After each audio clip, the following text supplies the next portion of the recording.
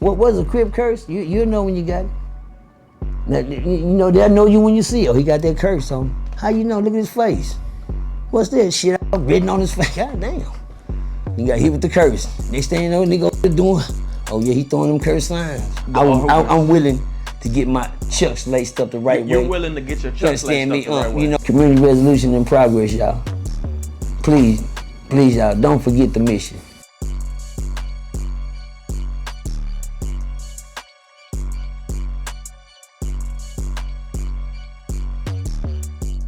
I did a video here on OG Percy and some comments he made towards the land, man, towards the set. And you know, it went, all kind of people have been commentating on it. It's quite a viral topic in the gang sphere and YouTube for sure. Since then, OG Percy has, I believe, humbled down, and I think that's a beautiful thing. So let's go over here to Real TOON TV and let's take a look at what OG Percy is saying now. Hey, Real TOON, there's some real money in the room. OG, I just want to clarify something before you go. Let's go. Because you said you were willing to have a sit down with the Cali Crips. I'm willing to get my chucks laced up the right way. You're willing to get your chucks laced up the right way. You know what? So right there, just that statement in of itself is him meaning all that was said, conversations, whatever videos he saw and watched, and whatever conversations that he had, he's acknowledging that whole Fadu's Hoover Crip thing was some incorrect information, and that he's now willing to come to the table and get his chucks laced correct and get on code with the rest of this Hoover thing. So I think that's a great thing, and I think a man, I mean, he's what you would call the hoary head, right? Scriptures call that the hoary head. He got that gray hair and all that. So for a man of his age and stature and status, and you know the time that he's done in the streets and in the penitentiary, even though he had a little bit of information wrong with that C and the G being mixed around, and the pride that he exuded in, you know, withstanding, you know, coming into compliance with Hoover GANGSTER Crip as opposed to Hoover Crip Gang. For him to do that now, I think that is a large statement, you know, and I'm very impressed by the humility. You know, before honor definitely comes humility, OG Percy. So that's a beautiful thing. Which I found out, it's never too learn. It's never too old. You know, what's the old saying? Never too late to learn.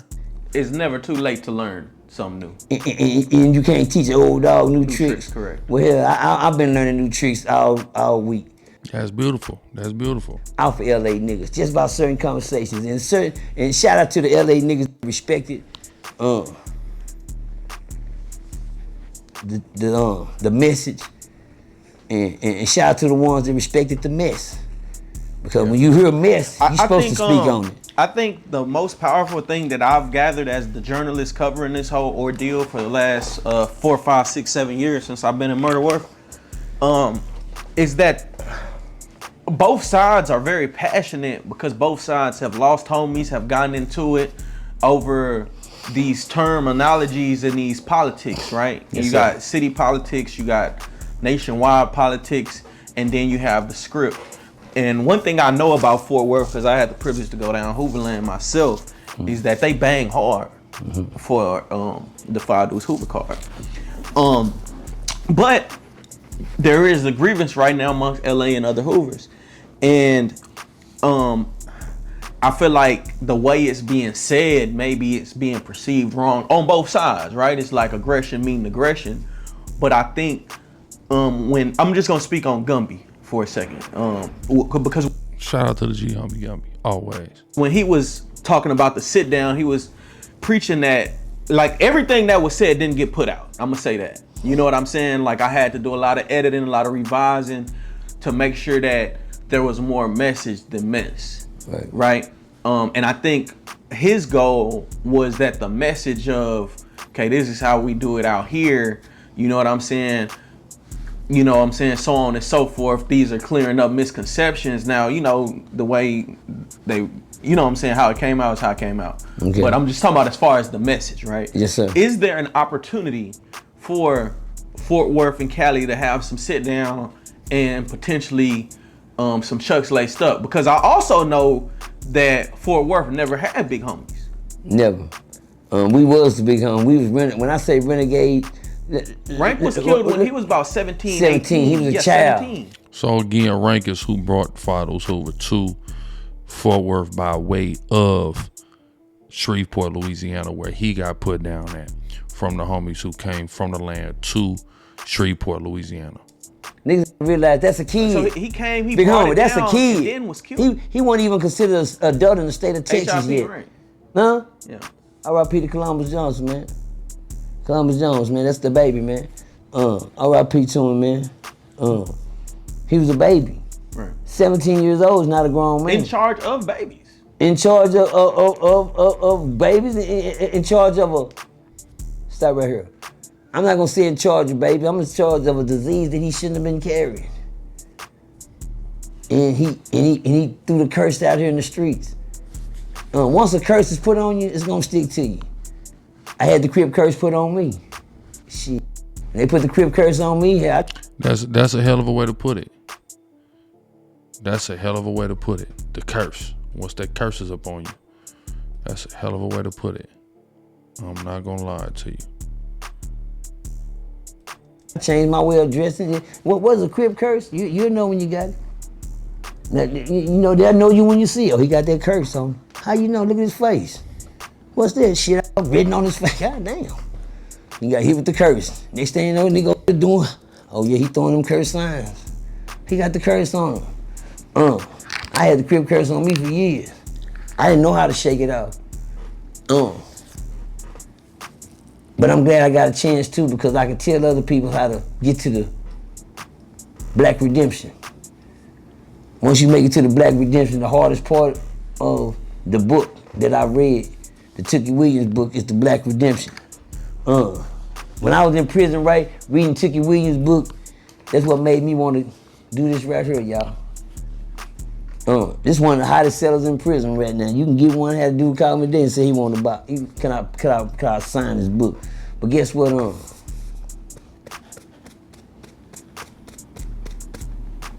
Community resolution in progress, y'all. Please, y'all, don't forget the mission. Don't forget the mission. Tookie left us the blueprint. I don't want to give a lot of praise shout to Raymond Washington, but it was a difference. Raymond was killed, Tookie died. Raymond was killed, Tookie died. Raymond. I kind of understand what you're saying, but then I kind of don't, because at the end of the day, we know the Terminator killed Tookie. At the end of the day, Tookie didn't just die of natural causes. He was executed in the state of California via lethal injection. That did happen. So that was still a killing. And it was what some would call a political assassination, because Arnold Schwarzenegger could have granted a stay of execution. He could have pardoned the man. The man wrote children's books and got a Nobel Peace Prize, for God's sake. I believe that he definitely did redemptive works that would have minimally stayed his execution. So I definitely think that they were both killed. One was killed in the street and one was killed by the system, but both killed. Raymond was killed for the cripping, and Tookie died for the cripping. Put to death for the cripping. Please, y'all, don't let that go in vain by war amongst each other. And let me add this last piece, you know what I mean? And I'm closing. But cause my whole purpose in even indulging in Hoover business, right? I shouldn't even be, I'm way out of bounds, right? But my whole purpose in even indulging in it was, for one, you know, I got a lot of respect for the people who are at the table. For two, is ending the war, right? Because there is a war between the Hoover Crip gang and the Hoover. I don't really think it's a war. Gangster Crips. I don't know a nigga get behind that yet. Stay right there. And please, y'all, we don't want no. So it's not a real war, but soon I think it's going to clear up what he means. It's an ideological war, though. There in Texas, especially in the prison system, there's some type of ideological war. Nobody did behind that yet. The war is the war of words right now. Just the war of words. The words can lead to tragedies. Right. But please, y'all, we gonna see past that, okay? On Crip, can we see past that? Understand me? On the real Crips niggas, what I'm talking about. You don't gotta be a certain city. I said Crip nigga. When can we get back to the Crip politics? I don't gang bang, but I do gang claim. I gotta claim what I've been this is written all on me. But I don't gang bang. I'm after Blue Rage, y'all. And so Blue Rage people, please leave me alone. If you're in the Blue Rage, that means you out of my jurisdiction. But if you're in the Black Redemption, guess what, y'all? You talking my language. And I'm not mad at the Blue Rage. I just want to see you make it out of it without getting carried away in the box. I'm gonna like to end this with this, man. One love, the Cali Crip nigga. And like I said, once again, if y'all was offended by anything, on behalf of OG Percy and Real TOON TV, we do apologize.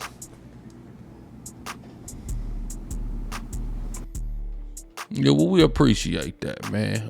That was some real stuff right there. That was some real life stuff right there.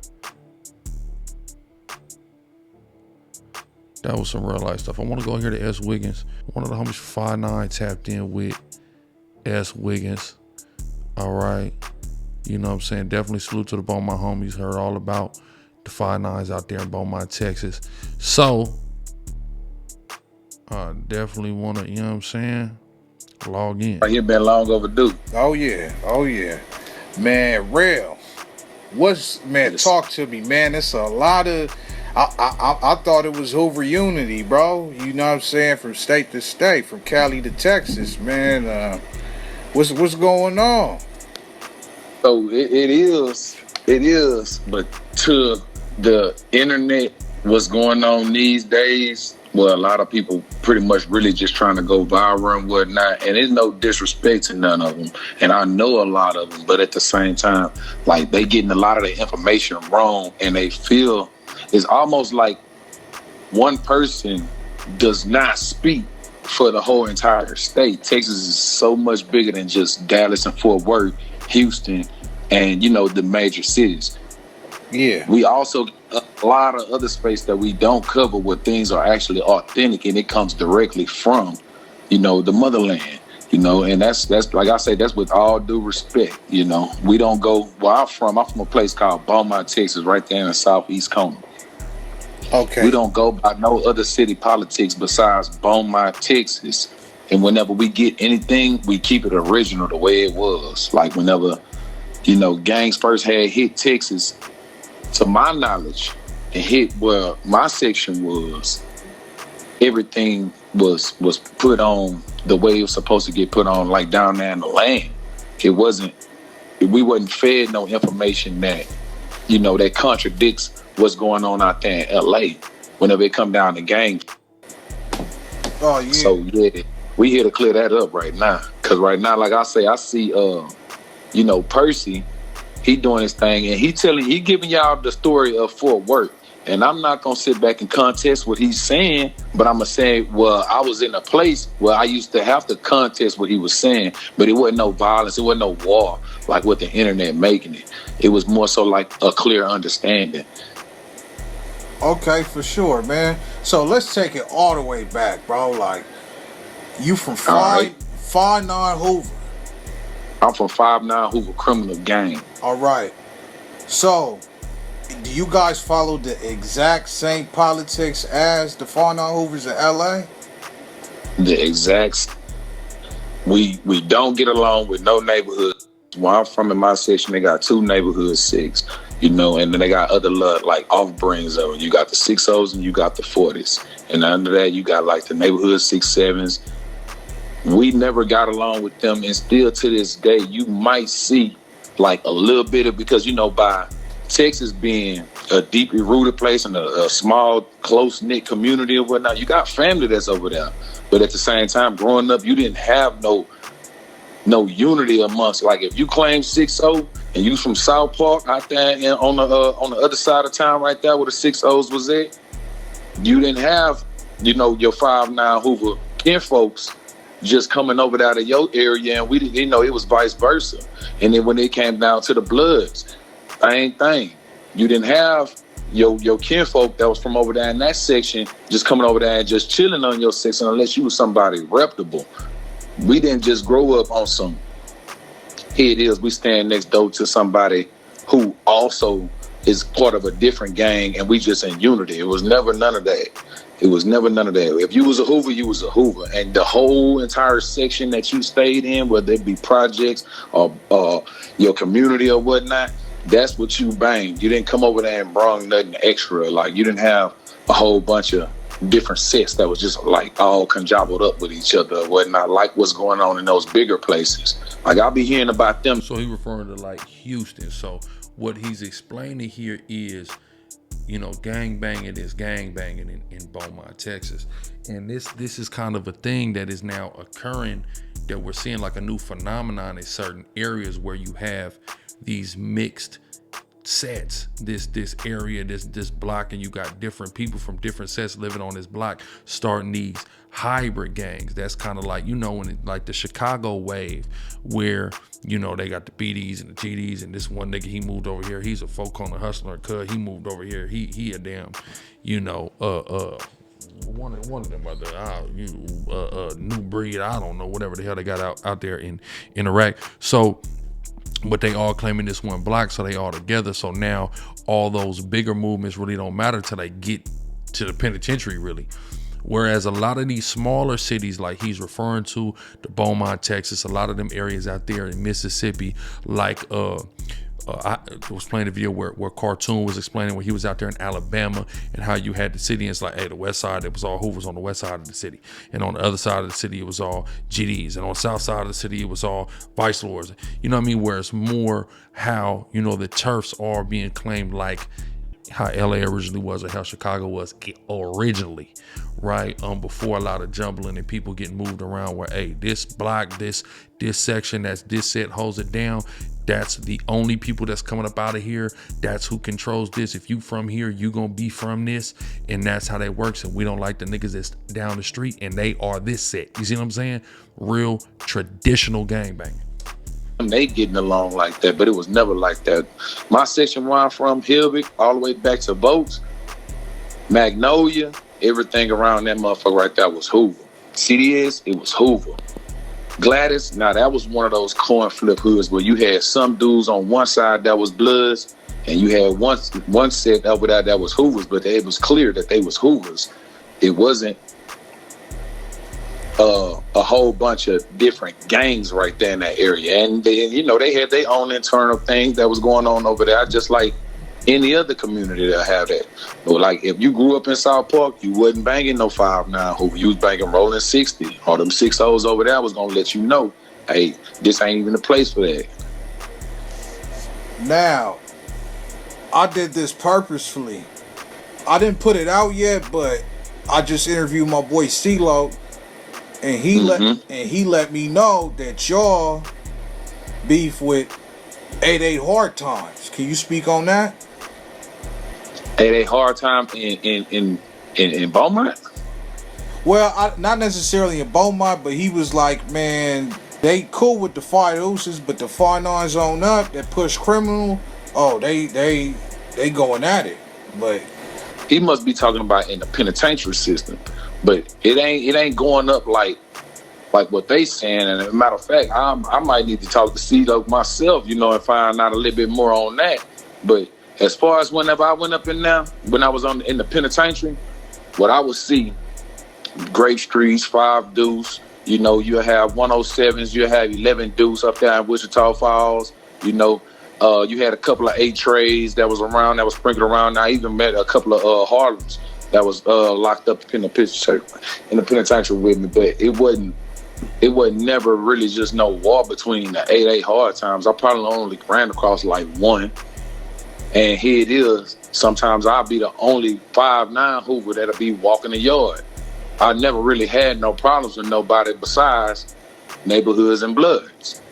It wasn't never just a certain crip set that would be sitting back like, hey, you know what, we don't f with that right there, he from Hoover. Nah, the only ones who would do that would be Bloods and neighborhoods. That's it. You know, whether you have a 9-0, he had a couple of 9-0s that was up there from Arkansas. Yeah, nah. But other than that, that ain't correct. All right, for sure. Let's get down to the politics. So, obviously, you know. I watched a little bit of that C-Log interview the Wiggins drop. I think C-Log is from Houston. He's not from Beaumont. So, in Wiggins, he should understand that, being that, you know, he's well traveled. He's been all through New Orleans and in Florida. So, you know, you don't group up necessarily the major city with some of them smaller, you know, cities surrounded, and understand that they be having their own individual politics. He even being from Compton, understanding that, you know, Compton is what you would call a suburb of LA. And we know, even though you wouldn't associate Compton with a suburb, but it's a suburb. By definition, it's suburban, you know, compared to Los Angeles. So in understanding that, you know, Compton got its own stuff going on, its own politics, its own business going on, the same way Beaumont do as compared to Houston. And that's kind of what the brother's making clear, the homie making clear, that, hey, we got this going on in Beaumont versus Houston. You know, it ain't no real Hoover versus neighborhood thing on a major scale, but it is here in Beaumont. No, at some point, the Hoovers, besides the Fiduces, all, you know, turned criminal in the 90s. Yeah. So, and the funny thing is, right, like, some of the older members, though, like, will still push crip in LA. Don't get it wrong. That's something that they may not be saying, that I'm not sure you're aware of. But, like, the older members, like in the late 30s on up, they still push crip, you know, whether they fine on or whatever. I don't know, late 30s a little young, Wiggins. I would say probably like mid 40s. Mid 40s on up. Still pushing crip. Early 40s back is pretty much, you know, at least vast majority criminal. It just kind of, it always been kind of, you know, niggas who really like in their mid 40s right now, early 40s, because you got to think about it. It's 2025. 95, that's 30 years. So 90, it's 35 years. Criminal Minded was the inspiration.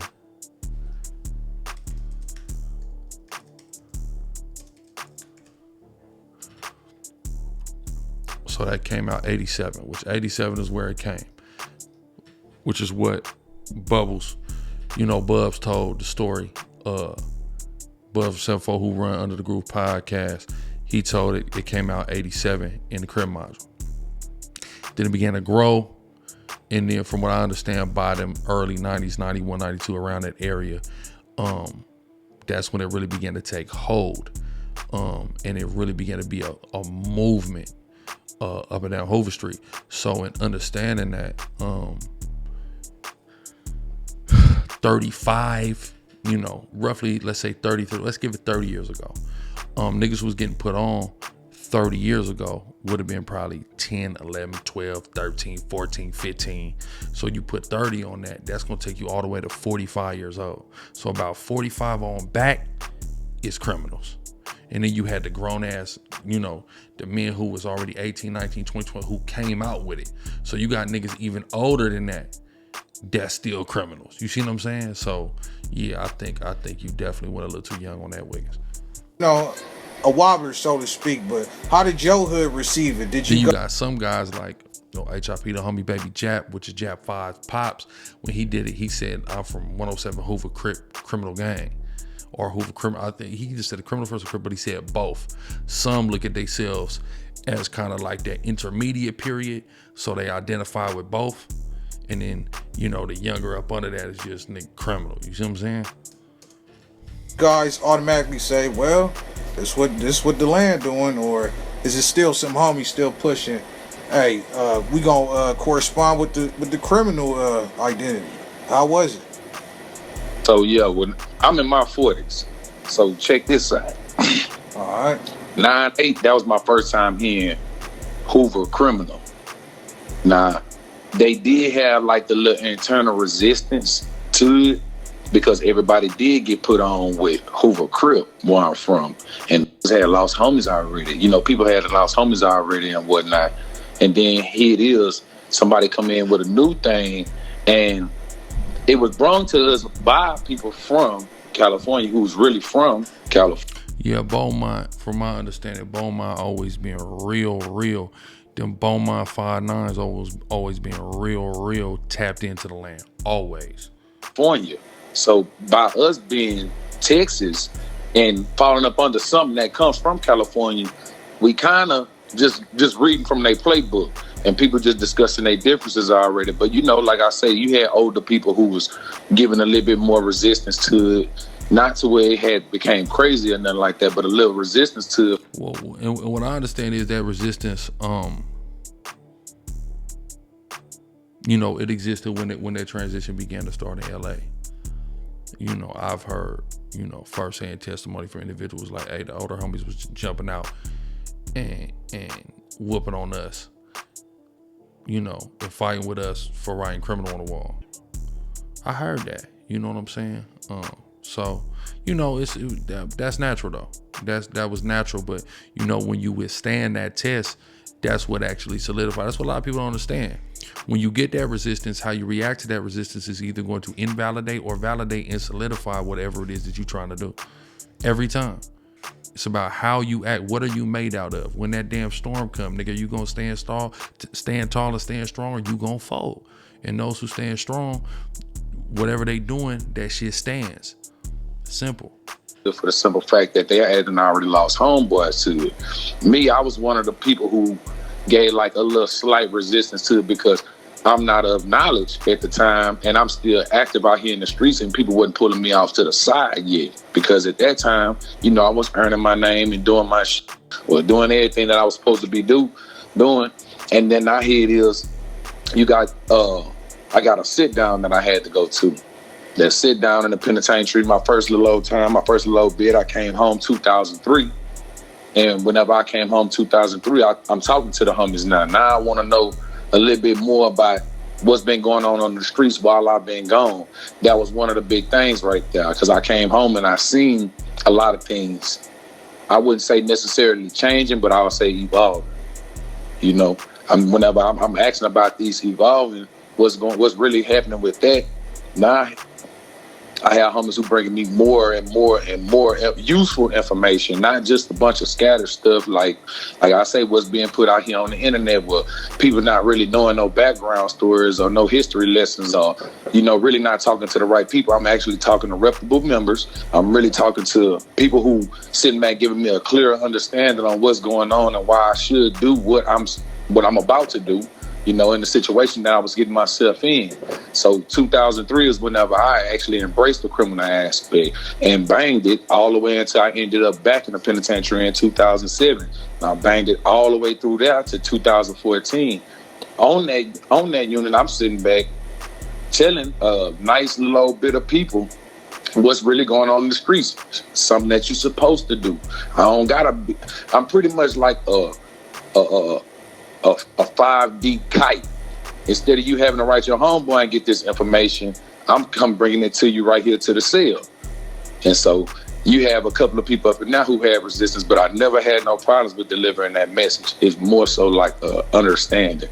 So that's what got me thrown whenever I'm sitting back, knowing that I'm going through the trenches. This pre-PIRU prison. This not the PIRU prison where they, you know, this is the one when they got the rat on the wall and, you know, people got to worry about whenever they come there and, you know, if they're going to have to do what they got to do. So I'm in that penitentiary, not the new wave where everybody, you know, drugged up and on whatever and it's just too much, you know, phones that's going on up in there. Like, nah, I'm up in the prison where you actually doing time and you actually going by a certain code of conduct. And part of that right there was actually coming to these meetings and talking and saying something, being vocal. You know, like I say, I wasn't up in there quiet. Anybody who done went on all these yards that I've been on, they know, most definitely. I was up in there and I was on mine. You know what I'm saying? I was going to do my stuff, get on back, and then try to get back home. I ended up doing 7 up and down. So I was up in there for a nice little old bit, and I was pushing criminal the whole time. Okay, for sure. I respect it. Now, you mentioned going at it with the neighborhoods. That goes without saying. How about the 6 Deuce Brims? You ever run across any of them? Because y'all do beef with them. So we got 6 Deuce set down there in Beaumont, and here it is. they call themselves Third Hood. So that's like in the meat of the north side. Anybody who know about Beaumont, they'll sit back and they'll tell you that the north side is deep and it's dangerous. So it's right there. They got like a little borderline, 2-lane, you know, like a nice little old couple of reputable streets and whatnot over there. And there's nothing but 6 dudes, but they go by PIRU because they had a PIRU member came down now and they had a brim partner came down now. So those dudes right there was cool. They were locked in. So what they did is they actually created that shit, you know, which I don't really want to just go up into their stuff like that, but that's how they got the 6 dudes PIRU, you know. And that's that was our first beef right there, our first actual beef right there, because it's layers to it. It's not like LA. And that's crazy though, because he's saying it's not like LA. I'm gonna let him finish his point, but for your first beef to be with the 6 deuces, and again they created it because it was a 6 deuce Harvard Park Brim and a PIRU, but yet and still, me find out Hoover, you know, historically main enemy is 6 deuce Harvard Park Brim. That's right there. And of course 5'9" Hoover existed in place of 5'9" Brim. Lake, you got like bigger chunks of the city that claim a set, and whatever chunk of that city you grew up in, that's what you kind of like obligated to unless you move somewhere else. And those dudes right there, you know, they used to, you know, come with their stuff. But at the same time, here it is. That was our first thing before we started leaving schools and started going around and getting cars and being able to go on these other side of towns and go to these house parties and whatnot and really put it down the right way. All right, for sure. Now you mentioned OG Percy. I don't know him, never met him, but hey, you pushing the scene, and you know I heard he's, you know what I'm saying, he pressed his line out there in Texas, so I can respect that. Just on the level as being a crip. So he said something a while back about there's a difference between over there in Texas. There's Hoover, GANGSTER, crip. Like he said it was a whole difference, and he basically said, I didn't get Hoover from Cali. My Hoover came from Texas. Now that's an explosive statement, you know, because Hoover came from the motherland. So, what do you agree, and how you feel about that? Man, that take nothing from what Percy had done, but that's my main thing is to say he's not speaking for the state of Texas whenever he giving y'all the misinformation on what's going on everywhere around the state.